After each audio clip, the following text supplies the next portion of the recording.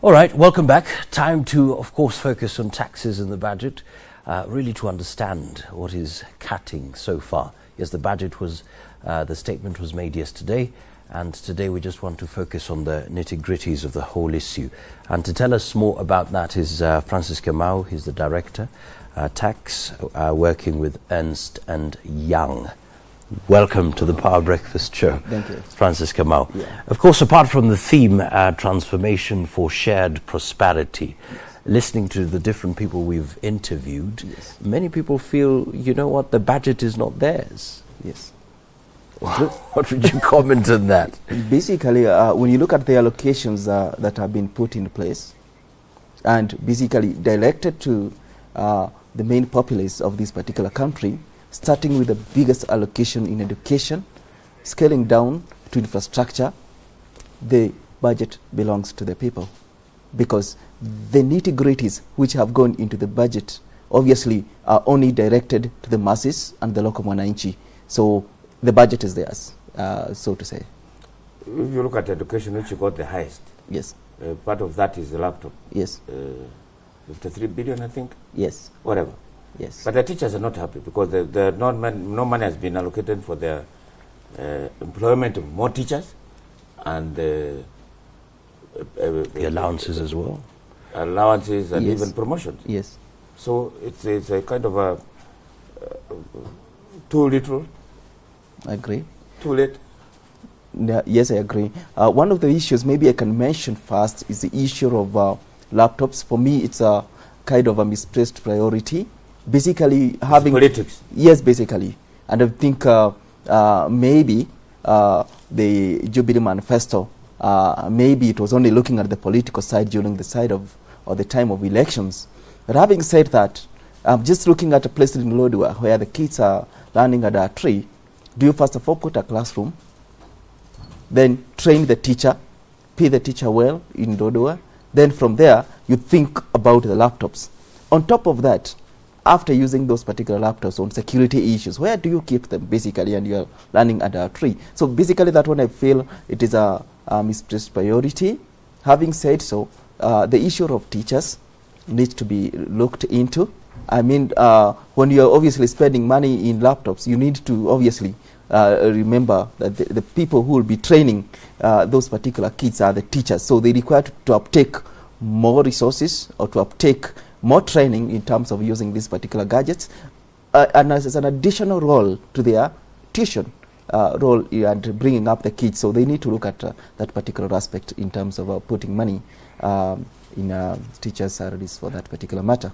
Well, of course. Are you happy with agriculture? There are some complaints in the press that the money allocated to agriculture is not enough. Yeah. And that Ruto and Uhuru, they have been telling people we must grow food to feed ourselves and to export. Yet the money they have put to agriculture is not enough. Is your view? Yeah, the good thing is that the minister mentioned that they are not actually basking in the valley of excess revenues or funds, so they are trying to scale it down. But basically, looking at the irrigation, the money they have put in irrigation is quite commendable from that particular side. But unfortunately, I didn't see so much on the plant that we talked about in terms of processing or manufacturing or producing fertilizer internally, of which I still believe it was supposed to be a priority for this particular purpose. I can see mixed fortunes for agriculture, because when they are doing irrigation, very, very good, especially the Garana project they are talking about. But basically, the issue of fertilizer, I'm not very, very happy. The other issue, when I was growing up in Nyandarua in 1980s, we used to have agricultural extension officers. I remember digging some land with my mom, and I see a guy coming in, coming to, to show us even how to. I remember very well in 80s. I mean, that particular program, we didn't have problems of food. There was food security in 1980s. So I don't know whether this particular government can also replicate that and look at that particular avenue.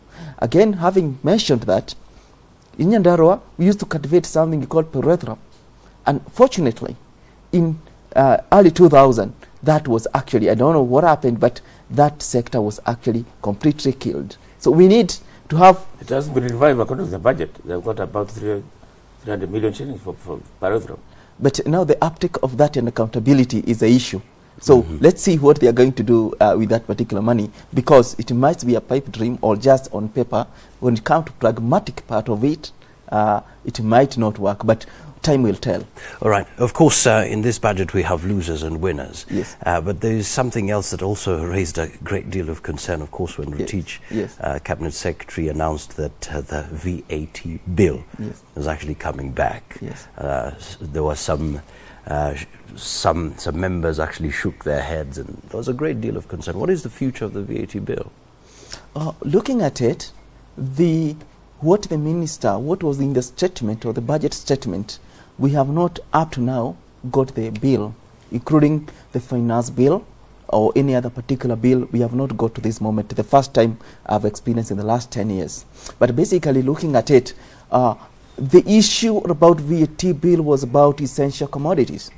And the good thing is that the ministers, in his speech, he said he's only trying to look at additional 10 billion. Previously, when he had included the essential commodities, there was a bigger budget for that. I mean, there bigger target for that. So I still believe with the 10 billion target for through the introduction of the VAT bill, the essential commodities must have maybe left out, because the target is very low. So I'm still concerned that in case they actually try to introduce taxes on the essential commodities, but with the target, I feel it does not maybe consider, or they have already set aside that particular issue of slapping tax on essential commodities. Importers have been being to be charged. Yes. The people who import money, I think 1.3%. Yes. For building a new modern railway from Mombasa to Kisumu. Do we need it? I understand Brazil uses the same standard, the same railway like we use here, but their haulage, their use of trains is much better than ours. They transport more goods, but ours, we don't just use it because people use trucks on the road. And actually it was during Moi time that people stopped using railway so that they can buy their own private trucks and use them on the road. That's why the railway was mismanaged. You're very, very right, and my understanding actually, as far as concerned, is not the railway line. The issue is the carrier, or the role of trucks, or which we are using on the railway, the train itself, which is inefficient. It takes time from the time it's getting from Mombasa to Kisumu. So the issue is not the railway line, basically, to my understanding. Obviously, I'm already shocked by saying that we are putting another railway line, because my understanding was that these particular trains, or whatever we are calling them, they are actually very, very old. Maintaining it's very, very expensive, and obviously they are inefficient. So in terms also on the environment, I mean, what they emit to the environment is also that's something to worry. Cannot pass through the environmental laws in any countries, especially like it was in Europe. So the issue was the trains, to my understanding. Why can't they buy trains instead of building another railway? Basically so. That's my point, because the issue is not the line. If the line requires some kind of repair, I don't think it can actually uptake all those particular millions we are saying, but maybe we'll see. Government, you need to explain this particular fact. There used to be a railway line from Nairobi to Nanyuki. Yes. How come it's no longer used? Basically, so you see what's happening is that because there are no goods. Yeah. Because the coffee that was grown in Central Province used to come with railway line. Yes. But now people use trucks to bring the same coffee.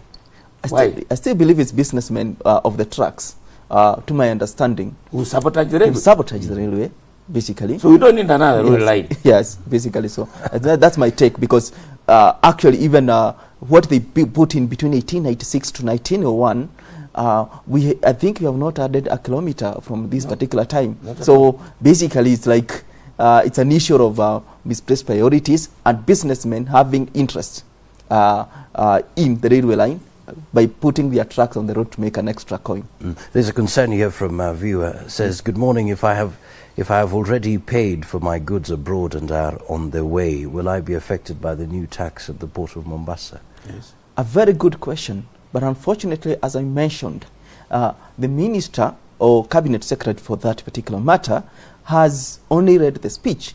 Up to now, we have not got the bill I'm going to have a finance bill which will be debated in Parliament. Basically, so which would actually put in place to tell us this is the effective date. Assume now the effective date was yesterday. Yes, those goods are going to be taxed. But unfortunately, if it is maybe a later date, then it needs to hasten the importation of those particular goods, so that they are actually not tax that particular tax or the levy, as we are calling it. So it's an issue of minister giving us a bill and trying to check what is the effective date of implementing that. Let's look at the health sector. Yes. The free maternity. Yes. Women are supposed to go for free. Yes. Apart from benefiting people who want to give birth. Yes. What has the Jubilee government given to the health sector? What's the view about the health sector? The health sector, one of the aspects which I can mention in a good light, is the issue of maternal health care, of which is a very positive move. I've worked in very many places. I've actually worked as far as Eldoret in my previous life, and I have seen mothers being carried with wheelbarrows to be taken to the hospitals. So the Jubilee government, by saying maternal health care is free, and also uptaking to recruit more staff and putting more dispensaries, which is in the budget, is a very, very good move. But the thing is, they need now to increase the nurses up to various levels. I have seen some bodies, which obviously NGOs, trying to assist the government to add the labor force. If you go to Kenyatta Hospital right now, or midnight, they usually have one doctor and maybe one nurse serving thousands or hundreds of people.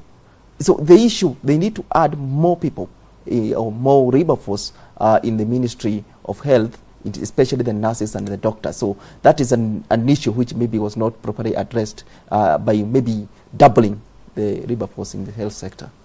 Just to take you back to the issue of the VAT law. Yes. There is an article that has been written by Jaindi Kisero, and he basically says that although the bill is hugely unpopular, the economic reasoning behind it is sound. VAT is universally regarded as the tax of the future.